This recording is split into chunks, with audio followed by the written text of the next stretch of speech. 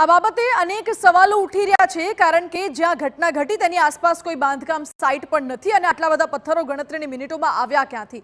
Police તપાસ કરી રહી છે। વધુ જાણકારી આપી રહ્યા છે સંવાદદાતા બળદેવ। સવાલ સૌથી પહેલા તો એ ઉઠે છે કે જ્યાં ઘટના ઘટી તેની આસપાસ કોઈ બાંધકામ સાઇટ નથી તો આટલા પથ્થરો ક્યાંથી આવ્યા? સગીર બધાને સમજાવે છે કે આ બોલવાનું, તો શું આખી પ્રી પ્લાન્ડ ઘટના હતી?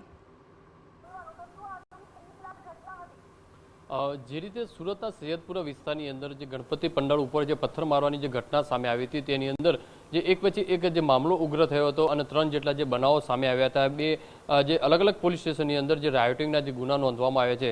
આખી ઘટનાની વાત કરીએ તો સૌપ્રથમ જે ઘટનાનું જે ઉદ્ભવ જે બિંદુ કહી શકાય છે કે આખી ઘટના શરૂઆત ક્યાંથી થઈ હતી કે સૈયદપુરા વિસ્તારમાં જે મેઇન રોડ ઉપર આવેલા એક ગણપતિનો જે પંડાળ હતો અને ત્યાં એક રિક્ષાની અંદર 6 જેટલા જે સગીરો આવે છે અને જે પથ્થરમારો કરે છે તેવું જે કહેવામાં આવી રહ્યું છે। એટલે કહી શકાય છે કે આ સગીરોની અંદર એક જે 13 થી 14 વર્ષનો જે સગીર હતો તે સાતીર હોવાનું જે માનવામાં આવી રહ્યું છે, કારણ કે આ તમામ જે સગીરો હતા તેમને તાત્કાલિક સ્થાનિક લોકો અને પોલીસ દ્વારા આજે સૈયદપુરા પોલીસ ચોકીની અંદર તેમને લઈ જવામાં આવ્યા હતા અને જ્યારે પોલીસ ચોકીની અંદર તેમને બેસાડવામાં આવ્યા હતા અને ત્યારે બીજી બાજુ મોટી સંખ્યાની અંદર લોકોનું ટોળું હતું તે સૈયદપુરા પોલીસ ચોકીની બહાર ભેગું થયું હતું। તે દરમિયાન આજે 6 પૈકી એક જે સગીર છે જે મુખ્ય જે સૂત્રધાર કહી શકાય છે તે સગીર દ્વારા તમામ બીજા બાળકો હતા તેમની સાથે રહેલા બાળકોને શીખડાવતો હતો કે તમને પોલીસ દ્વારા અથવા તો કોઈ બીજા વ્યક્તિઓ દ્વારા પૂછવામાં આવે કે પથ્થરમારો કેમ કરવામાં આવ્યો તો તેમનો જે આજે મુખ્ય જે સગીર છે તેનું નામ ન આપવા માટે જણાવ્યું હતું અને સાથે એક કાળા કલરના કપડાં પહેરેલા આવેલા એક વ્યક્તિએ તેમને પથ્થર મારવા માટેનું જે સૂચન હતું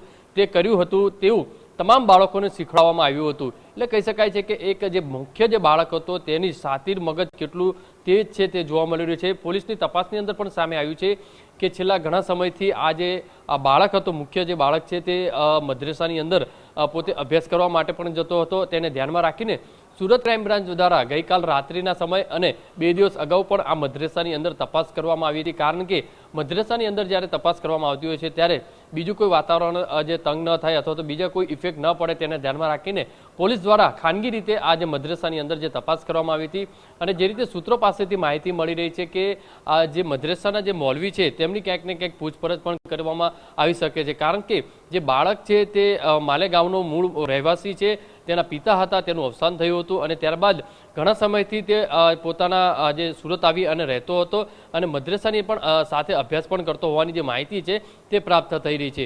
એટલે આખો આ કાવતરું જે છે કે ખરેખર શું છે હકીકત તેને શોધવા માટે પોલીસ દ્વારા ખાનગી રાહે જે તે તપાસ કરવામાં આવી રહી છે અને ગુજરાતની અલગ અલગ એજન્સીઓ દ્વારા પણ પોતાના માણસો મોકલી અને આખી આ તપાસની અંદર જે છે તપાસ કરવામાં આવી રહી છે। ત્યારે જોવાનું કે મુખ્ય જે બાળક છે તે આખા 6 બાળકો પૈકી એક બાળક જે છે તે માસ્ટર માઇન્ડ હોય તે રીતનું લાગી રહ્યું છે અત્યારે, કારણ કે તેમને પોલીસ દ્વારા અટકાયત કરવામાં આવી હતી, જ્યુવેનાઇલ કોર્ટની અંદર તેમને રજૂ પણ કરવામાં આવ્યા હતા, પણ બાળકો જે હોવાના કારણે તેમને જે જામીન મુક્ત કરવામાં આવ્યા હતા।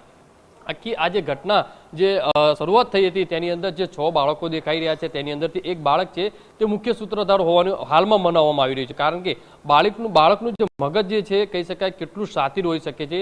બીજા પોતાના જે સાથી બાળકો છે તેમને માઇન્ડ કઈ રીતે વોશ કરે છે અથવા તો તેમને જે વાર્તા કરે છે કે પોતાનું નામ ન આપવું અને એક કાળા કલરના કપડાં પહેરેલા જે વ્યક્તિ છે તેમને આખું આ સજેશન આપ્યું હતું। એટલે પોલીસને ક્યાંક ને ક્યાંક ગેરમાર્ગે દોરવાનો જે પ્રયત્ન કરવામાં આવતો હોય તે રીતનું હાલમાં લાગી રહ્યું છે, છતાં પણ પોલીસ દ્વારા અલગ અલગ એજન્સીઓ મારફતે તમામ આ જે આખી ઘટનાના મૂળ સુધી પહોંચવા માટેનો જે પ્રયાસ છે તે કરવામાં આવી રહ્યો છે। જ્યારે બીજી બાજુ છે કે આ જ્યારે ઘટના બની ત્યારે ટૂંક જ સમયની અંદર જે પથ્થર છે અથવા તો ઈંટોનો જે ઢગલો છે તે લોકોના હાથમાં ક્યાંથી લાગ્યો, કઈ રીતે ત્યાં પહોંચ્યો, કારણ કે આજુબાજુ કોઈ એવી કન્સ્ટ્રક્શનની જે સાઇટ છે તે ચાલતી નથી, છતાં પણ આટલા મોટા પ્રમાણમાં જે પથ્થરો ક્યાંથી આવ્યા તે પણ કોર્ટની અંદર સરકારી વકીલ તરફથી એક જે છે તે મુદ્દો મૂકવામાં આવ્યો હતો। એટલે તે દિશામાંની અંદર પણ પોલીસ જે છે તપાસ કરી રહી છે। જી બળદેવ, બિલકુલ પોલીસ અત્યારે એ દિશામાં તપાસ કરી રહી છે। આપે જે રીતે કહ્યું કે બાળક એટલો શાતીર છે કે અન્ય બાળકોને પણ શીખવાડે છે કે પોલીસને ચક્રાવે કેવી રીતે ચઢાવવા। શું શક્યતા હોઈ શકે છે કે આ બાળકની પાછળ અન્ય કોઈનો હાથ હોય? આ બાળકની સાથે કોની સંડોવણી છે એવી કોઈ માહિતી આવી છે સામે?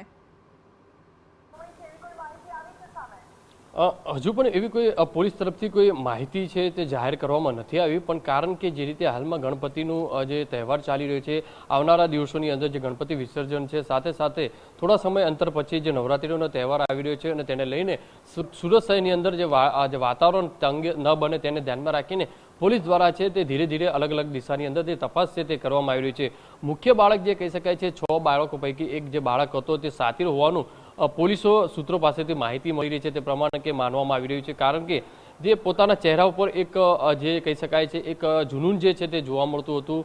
આટલો મોટો માહોલ જે બની ગયો છે રાત્રિના સમય, છતાં પણ તેના જે ચહેરા ઉપર એક ડર હોવો જોઈએ તે ડર જે બાળક ઉપર જોવા નહોતો મળ્યો.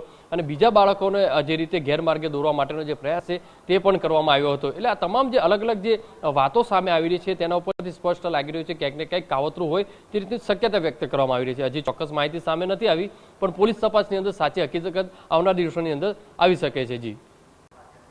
જી બળદેવ, આભાર આપનો. એટલે હાલ તો પોલીસ તપાસ કરી રહી છે કે આ બાળકની પાછળ કોનો હાથ છે, આ બાળકને આવું બોલતા કોને શીખવાડ્યું, કારણ કે એક 13 વર્ષનો સગીર આટલો શાતીર ક્યાંથી હોઈ શકે કે અન્ય સગીરોને શીખવાડે છે કે પોલીસને ચક્રાવે કેવી રીતે ચઢાવવા, પોલીસને ગોળ ગોળ કેમનું ફેરવવું અને પોલીસને ગેરમાર્ગે કેમનું ફેરવવું. આ એક 13 વર્ષના બાળકની કરતૂત તો ન જ હોઈ શકે. એટલે પોલીસ એ દિશામાં પણ તપાસ કરી રહી છે કે આ બાળકની પાછળ કોનો હાથ છે. અને માનવામાં એવું પણ આવી રહ્યું છે કે આ 13 વર્ષનો જે સગીર છે તે ખુદ એટલો શાતીર છે કે તે અન્ય સગીરોને શીખવાડે છે કે પોલીસની હાજરીમાં કયા પ્રકારના જવાબો આપવા.